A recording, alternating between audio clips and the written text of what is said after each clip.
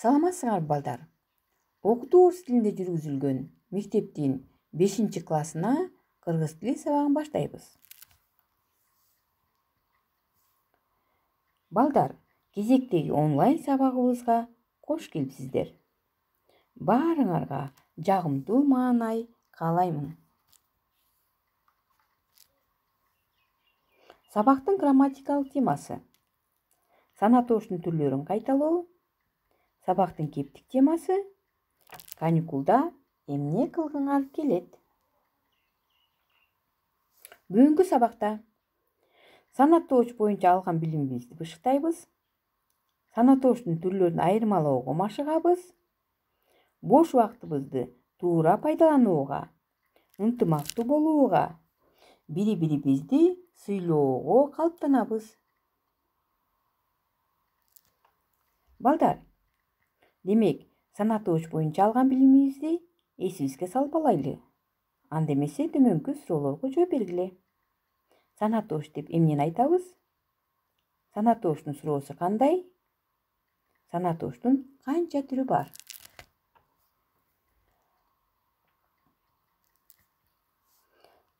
Сана тооч заттын санын, иретин, эсебин билдирген сөз түркүмү. Сана тооч канча, нече, канчанчы, неченчи, канчоо, нечөө деген суроолорго жооп берет. Сана тооштун бөлүнүшү же түрлөрү. Сана тооштун 6 түрү бар. Алар: эсептик сан, иреттик сан, жамдама сан, бөлчөк сан, чамалама сан, топ сан.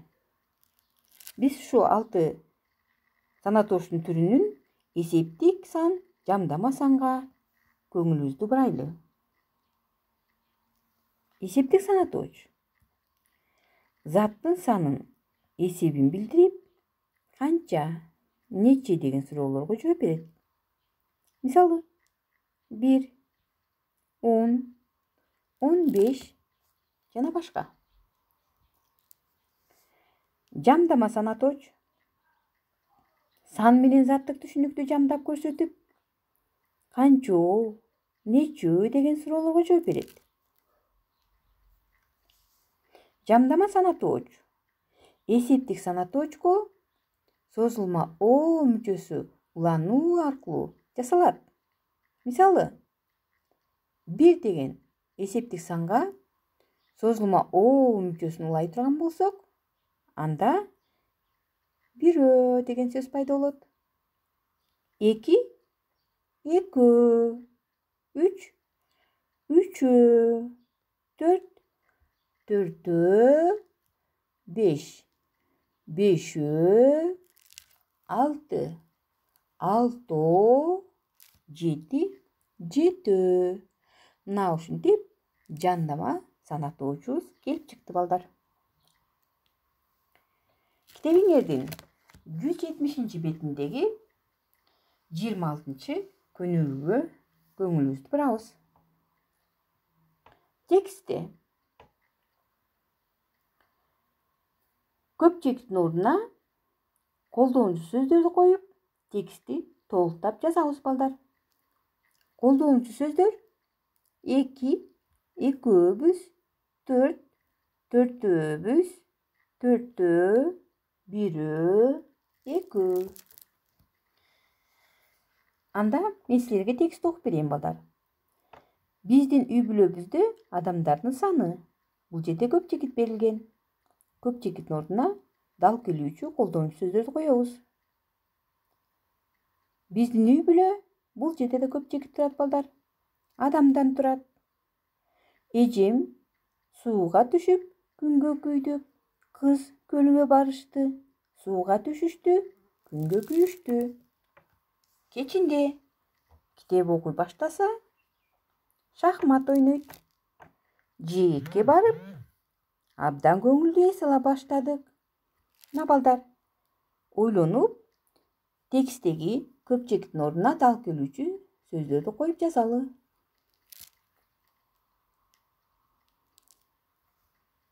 Туура аткардыңар, балдар. Анда текстибизди окуйбуз. Биздин үй бүлөбүздө адамдардын саны көпчектин ордуна 4 деген жамдама санатооч коюлду балдар. Кийинки сүйлөм. Биздин үй бүлө 4 адамдан турат. Бул жерде көпчектин ордуна 4 деген эсептик сан коюлду балдар. Эжем экөөбүз сууга түшүп күнгө күйдүк. Көпчектин ордуна экөөбүз деген жамдама санатоочубуз дал келди балдар. Бирок жамдама санатоочубузга биринчи жактын көптүк түрүнүн быс мүчөсү жалганды. Эки кыз көлгө барышты, сууга түшүштү, күнгө күйүштү. Бул жерде көпчектин ордуна 2 деген эсептик сан дал келди балдар. Кечинде бирөө китеп окуй баштаса, экөө шахмат ойнойт. Бул жерде көпчектин ордуларына бирөө, экөө деген жамдама сан атоочтор коюлду балдар. Жээкке барып, төртөөбүз абдан көңүлдүү эс ала баштадык. Бул сүйлөмгө дагы көпчектин ордуна төртөөбүз деген жамдама санатоочубуз дал келди балдар. Төртөө деген жамдама санатоочко жак мүчөлөрүнүн мүчөсү жалганды. Биринчи жактын көптүк санынын мүчөсү жалганды балдар. Быз мүчөсү. Балдар, каникулда эмне кылгыңар келет? Кагаздан кайык жасайбыз. Кагаздан кайык жасоо көпчүлүгүнө эле белгилүү. Бирок аны жасоону баары эле биле бербейт. Кайык жасоо үчүн тик бурчтуу бир эле барак жана кичине чыдамкайлык жетиштүү. Түстүү кагазды да колдонууга болот. Мисалга, жашыл түстүү кагаздан жасалса, аскердик кеме болуп калат. Анда эмесе балдар, төмөндөгү схемадагыдай кылып кайык жасап көргүлөчү. Ошондой эле китебиңердин 174 бетинде кагаздан мышык жасоонун схемасы берилген балдар. Мышыкты кантип жасоону үйрөнүп алсаңар да болот. Эмесе балдар, сөздүктөр менен иштейбиз. Бизде китебибизде жаңы лексика берилген. Мына ушул жаңы лексикалар боюнча сөздөрдү түшүнөбүз дагы, аларга сүйлөм түзөбүз. Кийим токуу. Кийим токуу деген сөз айкашына сүйлөм түзүп көрөлүчү балдар.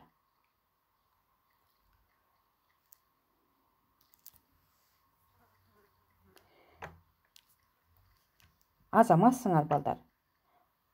Айнура бош убактысында кийим токуганды жакшы көрөт деп түздүңөр. Демек балдар, каникулда бош убактыңарда кийим токуганды үйрөнсөңөр да болот экен балдар. Курак. Курак деген сөзгө сүйлөм түзөбүз.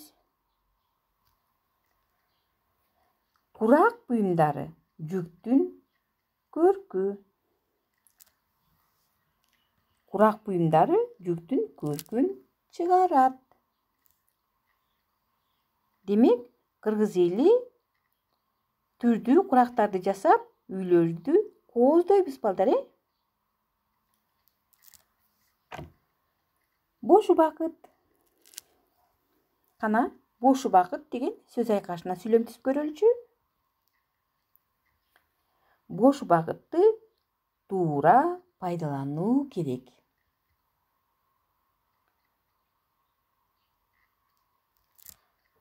Кыйналуу. Кыйналуу.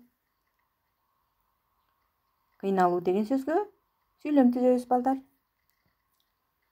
Оорулуу адамда кыйналуу пайда болот. Туура түзүңөр балдар. Зеригүү.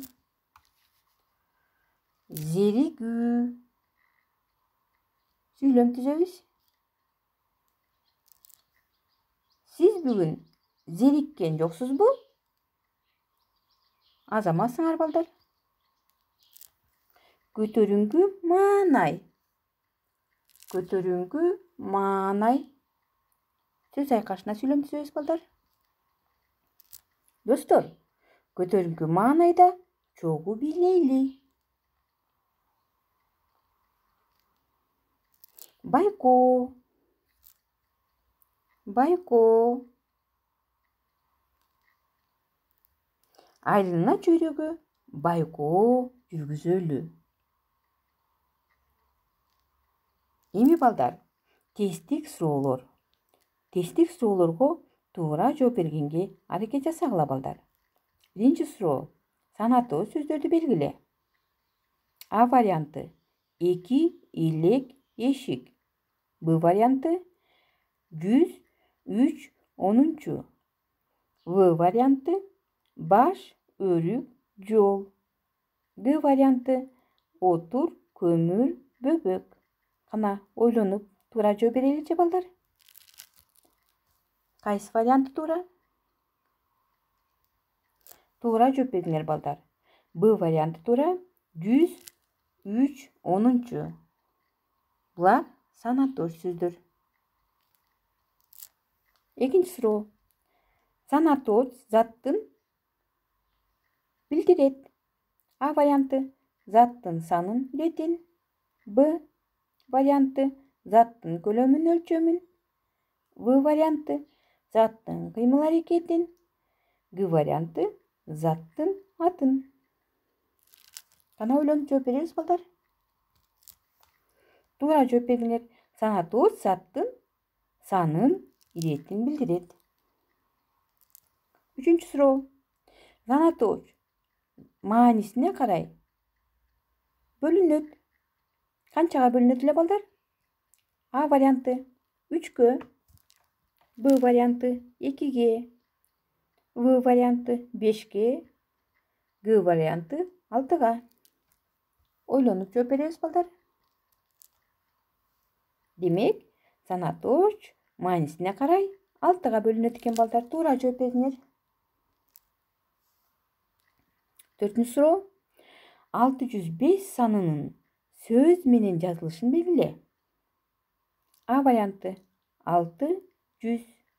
Б варианты: 605. В варианты: 605. Г варианты: 65. Кайсы вариант туура балдар? Туура жооп бериңер. Б варианты туура. 605. Кийинки суроо. Жамдама санды белгиле. А варианты 8, Б варианты 4, В варианты 6, Г варианты 5. Кана ойлонуп жооп береличи балдар. Туура жооп бериңер балдар. Б варианты 4. 4 деген бул жамдама сан. Ушуну менен балдар, сабагыбыз соңуна чыкты. Үйгө тапшырма. Китебиңердин 170 бетиндеги 27 көнүгүнү аткарып келебиз. Каникулда эмнеге кызыгасыңар? Мына ушул жөнүндө кыскача текст жазабыз балдар. Көрүшкөнчө. Сак саламатта болгула.